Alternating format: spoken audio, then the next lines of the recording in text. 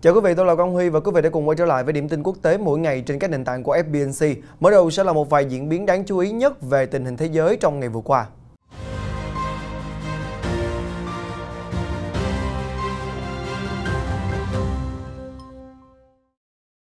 Một thông tin phủ sóng truyền thông trong ngày qua và cũng gây nhiều tranh cãi giới chức Mỹ, đó là việc tướng Mỹ Mark Milley từng bí mật điện đàm cho người đồng cấp ở Bắc Kinh. Theo hãng tin AP, ông Milley lo ngại Tổng thống Mỹ lúc đó là Donald Trump có thể phát động tấn công Trung Quốc do thất bại trong cuộc bầu cử. Cụ thể hơn, Chủ tịch Hội đồng Tham mưu trưởng Mark Milley gọi điện 2 lần cho Thượng tướng Lý Tác Thành. Lần đầu tiên là vào ngày 30 tháng 10 năm 2020, 4 ngày trước khi cuộc bầu cử Tổng thống Mỹ diễn ra. Còn cuộc gọi lần 2 được thực hiện vào ngày 8 tháng 1 năm 2021, 2 ngày sau khi xảy ra cuộc bạo loạn ở đồi Capitol do những người biểu tình ủng hộ ông Trump tràn vào phá phách trong tòa nhà Quốc hội Mỹ. Trong một cuộc điện đàm, tướng Milley thậm chí còn đi xa đến mức ông hứa sẽ cảnh báo trước nếu Mỹ có phát động cuộc tấn công nào vào Trung Quốc. Hãng AP cùng nhiều báo đài Mỹ trích dẫn các thông tin trên vốn dựa vào Perrin, một cuốn sách mới của các nhà báo Bob Woodward và Robert Costa chuẩn bị tung ra thị trường vào tuần sau. Theo Washington Post, cả hai tác giả đã phải tiến hành phỏng vấn khoảng 200 nguồn tin để viết cuốn sách trên. Quay lại với cuộc mật đàm gây tranh cãi, theo AP, tướng Milley đảm bảo với tướng Trung Quốc rằng tình hình Mỹ vẫn ổn định. Chúng tôi sẽ không tấn công hoặc tiến hành bất kỳ cuộc đụng độ nào chống lại nước bạn, tướng Milley trấn an.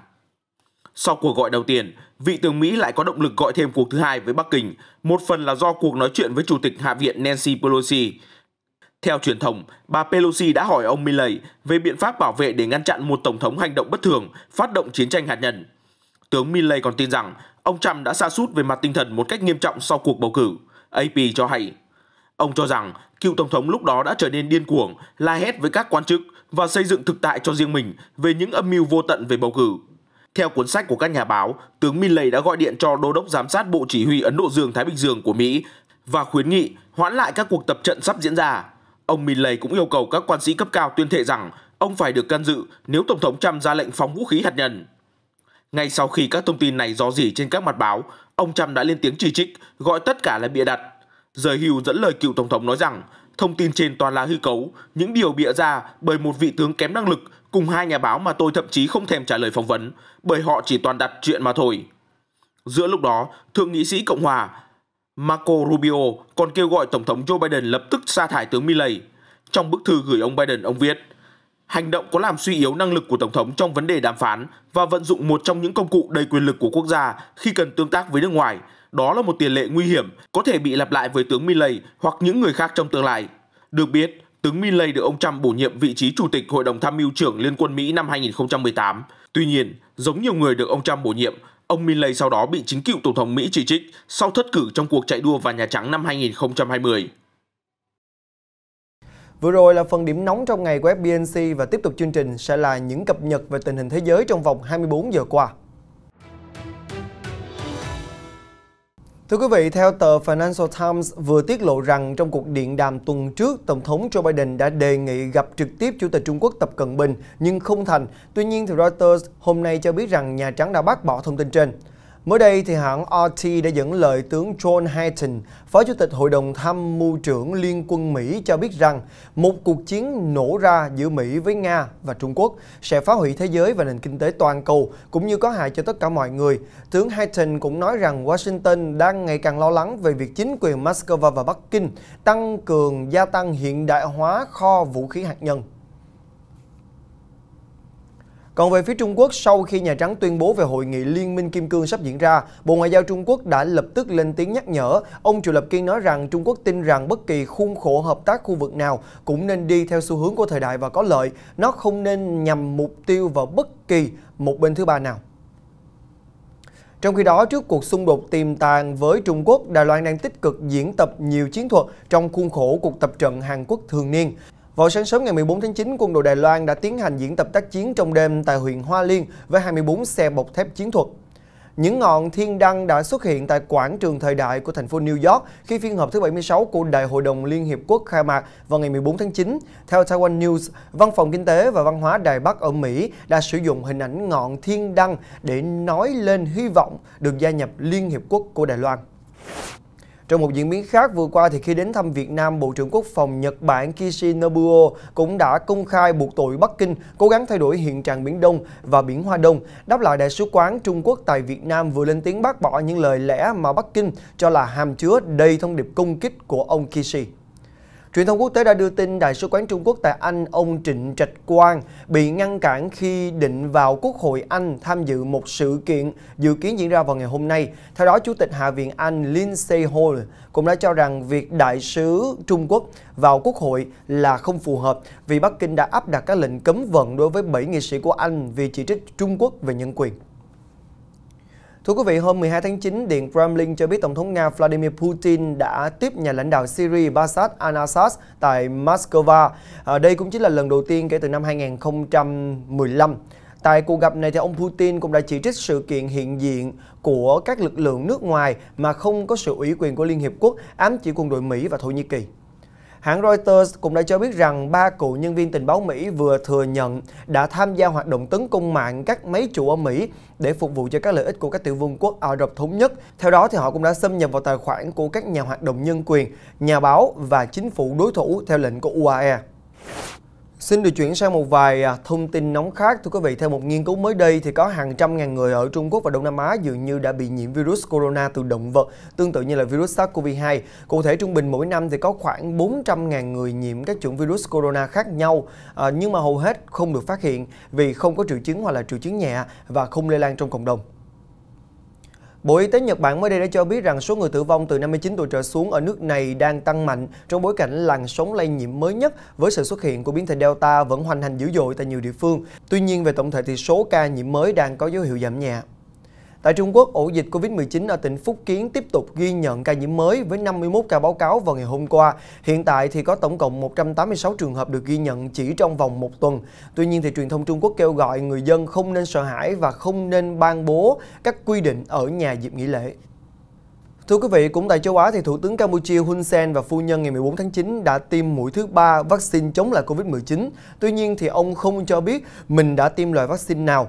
Trước đó thì ông đã tiêm bằng AstraZeneca. Tại Vương quốc Anh, nước này cũng đã bắt đầu chương trình tiêm vaccine chống Covid-19 mũi thứ 3 cho người trên 50 tuổi và dễ bị tổn thương. Thủ tướng Boris Johnson mới đây cũng đã thông báo và bày tỏ tin tưởng điều này sẽ giúp cho mùa đông sắp tới bớt khó khăn hơn. Thưa quý vị, Tổng thống Biden mới đây đã cho biết rằng các hiện tượng thời tiết cực đoan sẽ khiến cho Mỹ bị thiệt hại hơn 100 tỷ đô la trong năm nay. Ông cũng nói rằng 1/3 cộng đồng người Mỹ đã bị ảnh hưởng bởi thảm họa thời tiết trầm trọng hơn do biến đổi khí hậu trong vài tháng vừa qua. Vâng, thưa quý vị, nữ diễn viên Hollywood Angelina Jolie, người đóng vai trò là đặc phái viên của Cơ quan Cao ủy Liên Hiệp Quốc về người tị nạn, vừa qua đã có mặt tại tòa nhà Quốc hội để thúc đẩy việc tái gia hạn đạo luật chống bạo lực đối với phụ nữ, cũng như là vận động cho quyền của phụ nữ và trẻ em ở Hoa Kỳ và trên toàn thế giới. Thông tin đáng chú ý tiếp theo, Hiệp hội Bảo tồn Sea Stalford mới đây cũng đã cho biết rằng là có hơn 1.400 con cá heo đã bị giết vào cuối tuần vừa qua ở ngoài khơi quần đảo Faroe trong một sự kiện săn cá heo truyền thống kéo dài hàng thế kỷ của lãnh thổ Đan Mạch. Năm nay thì số lượng cá heo bị giết là quá lớn, đã khiến cho các nhóm bảo vệ quyền động vật phản đối kịch liệt, gây phẫn nộ và bất bình trên toàn thế giới. Và như thường lệ sẽ là một số thông tin về kinh tế. Thưa quý vị, mới đây thì Walmart cũng đã bác bỏ thông tin chấp nhận thanh toán bằng tiền mã hóa Litecoin. Tin đồn này bắt nguồn từ một bài đăng trên tài khoản Twitter chính thức của Litecoin Foundation. Tuy nhiên thì sau thời gian ngắn, bài viết đã bị xóa. Vừa qua thì CEO của ông lớn trong ngành thương mại điện tử Amazon đã có chia sẻ với hãng tin Reuters rằng tập đoàn đang lên kế hoạch tuyển dụng thêm 125.000 nhân viên và để thu hút người lao động, Amazon đã quyết định nâng mức lương lên 18 đô la Mỹ một giờ. Nguyên nhân của quyết định này được cho là xuất phát từ sự cạnh tranh khốc liệt trong thị trường lao động của ngành bán lẻ. Tại Nga vào ngày 14 tháng 9, một tòa án ở thủ đô Moscow đã phạt hai công ty công nghệ là Facebook và Twitter của Mỹ vì không xóa nội dung mà Moscow cho là bất hợp pháp. Cụ thể thì Facebook đã bị phạt 288.000 đô la Mỹ và Twitter đã bị phạt 69.000 đô la Mỹ. Mới đây, Thái Lan cũng đã thông qua các biện pháp thu hút những người nước ngoài có tiềm năng cao ở lại nước này. Kế hoạch này nhằm thu hút 4 nhóm gồm công dân toàn cầu giàu có, người hưu trí từ nước ngoài, cũng như là những người muốn làm việc ở Thái Lan và các chuyên gia có tay nghề cao. Vừa qua, Malaysia đã thông báo sẽ mở cửa du lịch tại đảo Langkawi, một hòn đảo nghỉ dưỡng biệt lập tương tự như là Phuket của Thái Lan. Đảo Langkawi tại bang Kedah sẽ bắt đầu mở bong bóng du lịch cho du khách nội địa từ ngày 16 tháng 9 tới đây. Malaysia đang chuẩn bị công cuộc sống chung với Covid-19 bất chấp việc ca nhiễm tăng cao hàng ngày. Cảm ơn quý vị đã giữ kênh. Còn bây giờ từ khóa đáng chú ý trong ngày hôm nay đó chính là iOS 15 Release Date, ngày phát hành iOS 15. Thưa quý vị, sau thời gian thử nghiệm thì Apple cũng đã chính thức phát hành iOS 15 và iPadOS 15 vào ngày 20 tháng 9 cho mọi iPhone, iPad tương thích. Theo đó thì tất cả iPhone đang hoạt động trên nền tảng iOS 14 đều được nâng cấp lên iOS 15, còn iPadOS 15 thì sẽ hỗ trợ iPad Air 2 trở lên.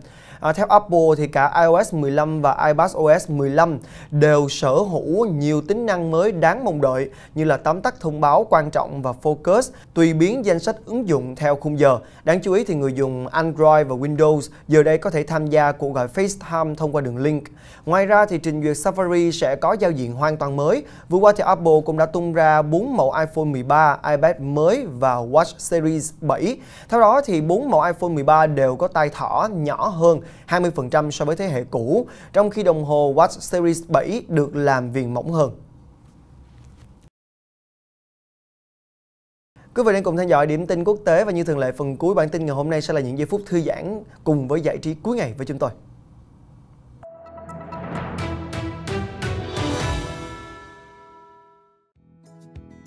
Thưởng thức một chiếc bánh hạt nhân có in gương mặt Thủ tướng Đức Angela Merkel, tại sao không? Chỉ vài tuần nữa, người phụ nữ quyền lực nhất thế giới sẽ hết nhiệm kỳ cuối cùng của mình. Để chào tạm biệt vị lãnh đạo sắp mãn nhiệm, một công ty sản xuất bánh hạnh nhân truyền thống ở Đức đã tạo nên những sản phẩm in hình gương mặt của bà Merkel vô cùng độc đáo. Ông Thomas Zuber, quản lý dự án cho biết, đó là món quà lưu niệm dành cho tất cả người dân. Họ có thể hâm mộ bà hoặc không, có thể họ đang vui mừng với sự ra đi của bà, nhưng cũng có thể đang thấy buồn bã vì điều này.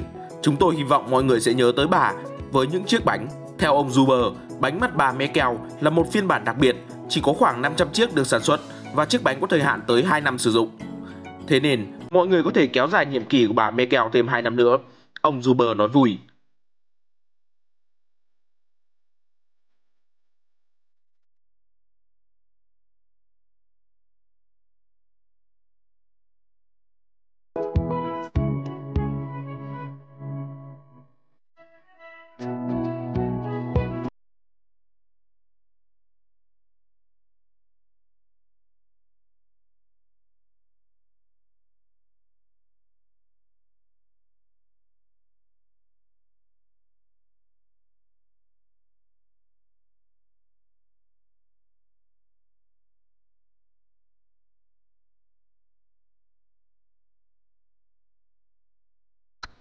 Thưa quý vị, những hình ảnh vừa rồi cũng đã kết thúc điểm tin quốc tế ngày hôm nay. Chúc quý vị sẽ có một buổi tối nhiều niềm vui. Xin chào và hẹn gặp lại quý vị vào ngày mai.